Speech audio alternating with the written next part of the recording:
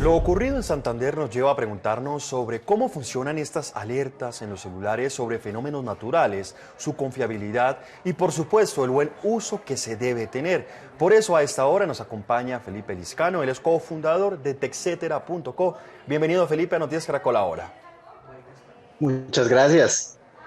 Felipe, lo primero, ¿en qué consiste este sistema de alertas de Google en el caso de un sismo para poderle activar? Porque yo no sabía que eso se podía pues activar o sentir.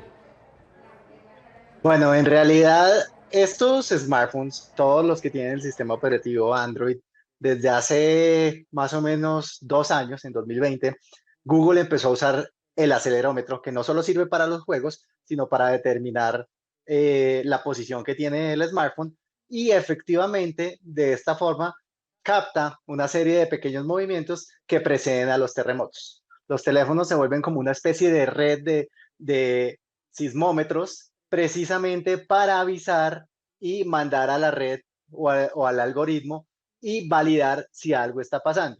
Obviamente esto en un principio salió solamente para California, pero como vemos, con gran sorpresa, también ha aparecido en otras partes del mundo. Existen dos tipos de alerta. La primera, que es para tomar acción cuando ya es inminente, que básicamente, como la que estaban anunciando ahorita, anuncia que viene el terremoto, que básicamente hay que cubrirse y esperar a que pase. Y la segunda, que es un poco más ligera para advertir a la persona y generar esa expectativa de que algo va a pasar. Felipe, yo creo que esta pregunta es muy importante. ¿Y cómo funciona para que la información sea confiable? Porque yo creo que eso es lo más importante. Claro, básicamente lo que hacen los smartphones es sentir esos movimientos extraños, ¿sí? Y dado que hay más de 2 billones de teléfonos con el sistema operativo Android, obviamente lo que hacen es, antes de perturbar, por así decirlo, al algoritmo, empiezan a recopilar la información de muchos terminales para efectivamente evitar falsas alarmas. Y lo otro que hacen es mirar dónde pasó y efectivamente cómo pasó, o sea, la intensidad, para avisar a los servicios de emergencia. De esa forma, ellos pueden determinar qué tan rápido deben asistir y también el tipo de recursos y la respuesta que deben dar. Entonces, esto solo se envía cuando la intensidad de la vibración es media o alta, de tal forma que cuando es alta, la alerta es inminente y sobrepasa inclusive las opciones de no molestar del teléfono y el nivel de notificaciones que tenga predeterminado el usuario. Felipe, este tipo de informaciones llaman mucho la atención de los usuarios y de las personas que están conectadas en estos momentos con nosotros. Tengo entendido que la alerta también viene acompañada de una información para buscar un lugar seguro en el momento del temblor o del sismo. ¿Con cuánto tiempo de anticipación puede llegar generalmente una alerta de este tipo? Lastimosamente, estamos hablando solamente de segundos, ¿sí? Seguramente Google está utilizando toda su infraestructura y todo su conocimiento para mejorar el tiempo, pero hasta ahora es una cuestión de segundos para que precisamente los usuarios se pongan a salvo y no los vaya a coger, como dicen vulgarmente, con los pantalones abajo.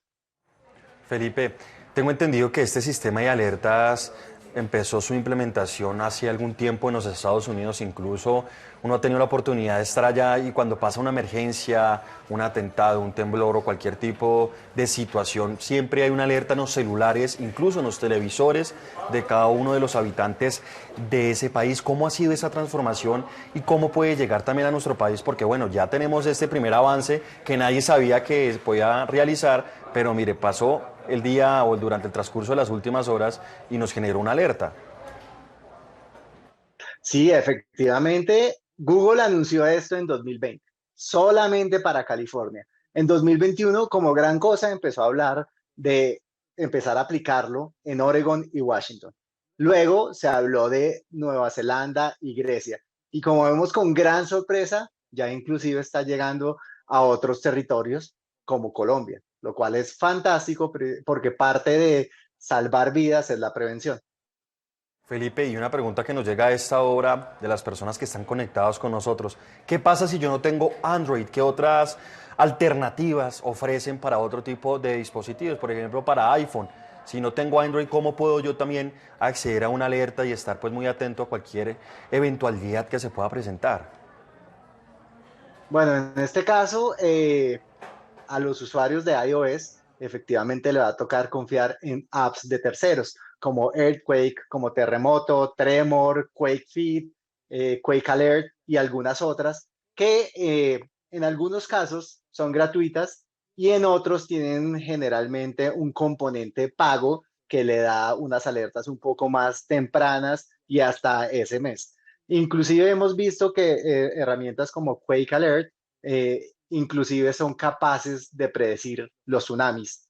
Entonces ya no es solo terremotos, sino que vinculan y son múltiples plataformas para otro tipo de desastres. Finalmente, desde su análisis, ¿qué cuidados o buen manejo debemos tener con este tipo de alertas, con este tipo de tecnología, para no caer en pánico, en malinformación o de pronto en manos malintencionadas que puedan generar cualquier tipo de adversidad en un proceso como un terremoto, donde se pueda generar una falsa expectativa?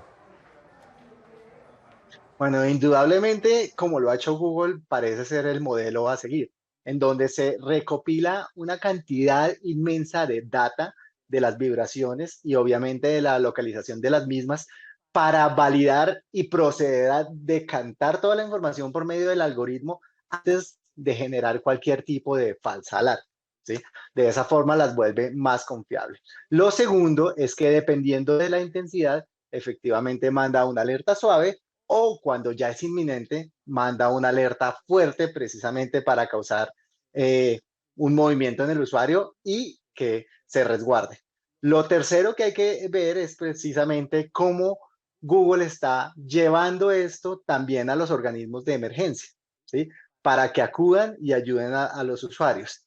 Y por último, algo que me parece supremamente interesante es que le está dando al usuario la capacidad previa advertencia de activar o desactivar estas alertas, porque pues hay algunos que parecen no estar tan interesados en algo que puede llegar a ser cuestión de vida o muerte. Entonces, con esos cuatro pasos, todo parece indicar que Google ha podido decantar y obviamente ha hecho muchas pruebas, como les comentaba anteriormente, inició solo en California y en la medida en que ha podido ver que el sistema funciona y es confiable, lo ha ido sacando a otros o liberando a otros lugares y a otras geografías en donde claramente desplegar sensores tiende a ser mucho más caro que simplemente usar los sensores que ya tiene el usuario en un smartphone como este.